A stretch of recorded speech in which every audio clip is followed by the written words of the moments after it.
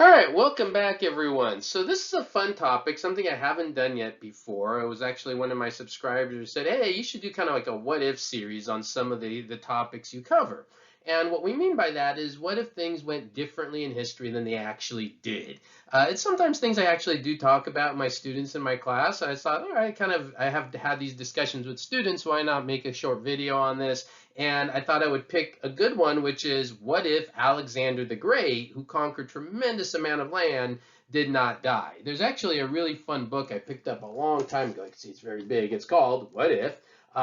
It's got this whole series of different things in history of how things would have been different, written by different historians. And so obviously you have to have historical background to even, think of what ifs. And to understand what if Alexander didn't die, the question is, what did he do first? I very briefly want to kind of talk about his conquest, what he did, and then talk about what if he lived another 20, 30 years? What would have happened? And when you really pause about that, and you understand what's going on in different places and different times at different places at that time, it's pretty dramatic what could have happened if he had lived. So let's go through first of all what he did do. And what we know he did is he conquered a lot of area very quickly. He comes into power. He's very young when he comes into power. And he starts over here in Macedonia, of course. Greece, as I'm kind of circling over here. And then he's going to take over Asia Minor. He's going to take over Egypt. He's going to move over through Mesopotamia. In the orange you see there, he's going to take over all this area of what was the Persian Empire, right? He's going to defeat the Persian Emperor, a man named Darius III or Darius III. He wins pretty much every single battle, expands. It's just amazing. And he does this very quickly. I think one of the most amazing things is everything conquered on this land happens in a mere period of like 10, 12 years. He conquers all of that region. And so, he dies when he's 32 years of age, very young, but he had already moved all the way from Macedonia to India, and he was making his way back. And as he was making his way back over here in Babylon is where he died. And, there's a lot of questions of how he died and what he died from. Was it drinking? Was it foul play? There's different kind of ideas of that. We're not even 100% sure, but we do know he died when he was young. So what happens after he dies? Well, after he dies, you can see in this next map here, basically his empire that he created collapses. Different, powers take over different areas, and, I'm not going to go through all this. One that I do tell my students is down here in Egypt. You get what is called the Ptolemy family that takes over. And that's actually eventually where you get the story of Cleopatra and all that, but that's another story for another lecture. But what more importantly happens is you see it all falls apart. Because Alexander died so young, there was nobody at the age of 32 to replace him efficiently and control all this land.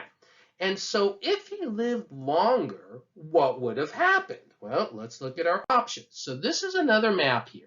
And this is a bigger, wider view map of everything of the Roman period of time. So what you could see again over here is, just to compare, this is Greece, right? And he's moving this way, east, right? And he goes all the way to India. And then the question is, what happens in the West? So, when he dies in the 300s, right, 320s BC, at that point, would he have gone back east again? Would he have gone all the way into China and areas of that nature? I doubt it. That's a long trek to go all the way back east. More interestingly to me is, what if let's say he doesn't do anything else. He just establishes that area as one united region. Well, that would make it very difficult in later years for the Romans. And at this point in the 300s BC, Rome is around. Rome is during its Republic stage. It's before the Roman Empire stage. So it's strong. It's kind of starting to grow a bit. Rome is, hasn't even fought its Punic Wars. If you're not familiar with those, I have several lectures on the Punic Wars. So they haven't even really defeated Carthage and all of that. So Rome is pretty much still in Italy at this point. That's their major focus in the 300s BC. They're just kind of focusing on Italy now. And so would Rome even have been able to expand into Greece, into Asia Minor, into Egypt in later years? This is a map of the Roman Republic even, not the Roman Empire, which gets larger.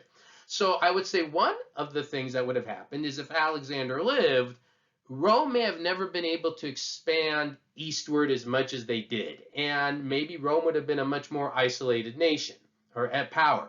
Another option is what if Alexander went into West and conquered Rome, and then you never have Rome and the Roman Republic just dies and ends? Could he have done that? I mean, the Roman Republic was fairly strong at these years. It would have been an interesting battle to see, the Roman Republic as it's growing and getting stronger versus Alexander, with, of course, the Romans having the home field advantage. Maybe he wins that battle, maybe he doesn't. But if he does, then you get into the what if of, okay, then there's no Rome.